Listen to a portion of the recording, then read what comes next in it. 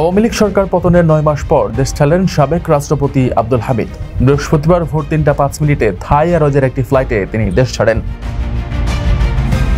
বিমানবন্দর সূত্র জানায়, আব্দুল হামিদ শারীরিকভাবে খুবই অসুস্থ। নিরাপত্তার অভাবের অজুহাতে তিনি হাসপাতালে চিকিৎসা নেননি। তাই উন্নত চিকিৎসার জন্য বুধবার রাত ১১টার দিকে সাধারণ যাত্রী বেশে শাহজালাল বিমানবন্দরে যান আব্দুল হামিদ। এ সময় তার মুখে মাস্ক ও মাথায় ক্যাপ ছিল। পরে ইমিগ্রেশনের প্রয়োজনীয় যাচাই বাছাই শেষে তাকে দেশ ছাড়ার সবুজ সংকেত দেওয়া হয়।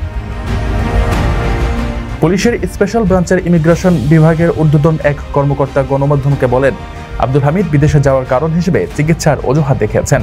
গত ১৪ জানুয়ারি কিশোরগঞ্জ সদর থানায় তার বিরুদ্ধে একটি মামলা দায়ের হয়েছে। ওই মামলায় শেখ হাসিনা সহ আওয়ামী লীগের আরও অনেকে আসামি হয়েছেন।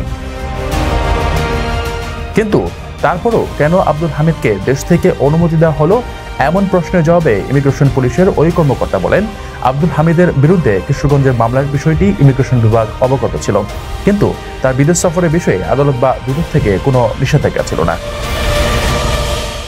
তাই তার বিদেশ যাত্রায় বাধা দেওয়া হয়নি। আর এমনিতেই আব্দুল হামিদ শারীরিকভাবে অসুস্থ। আপনার স্বপ্নগুলো আকাশ ছুবে প্রবাসীর হেলিকপ্টারের মাধ্যমে। বিয়ে, জন্মদিন অথবা যে কোনো বিশেষ প্রয়োজনে হেলিকপ্টার ভাড়া করতে যোগাযোগ করুন স্ক্রিনে দেয়া নাম্বারে। প্রবাসীর হেলিকপ্টার, নিরাপদ ও সাশ্রয়ী বাহনের বিশ্বস্ত নাম।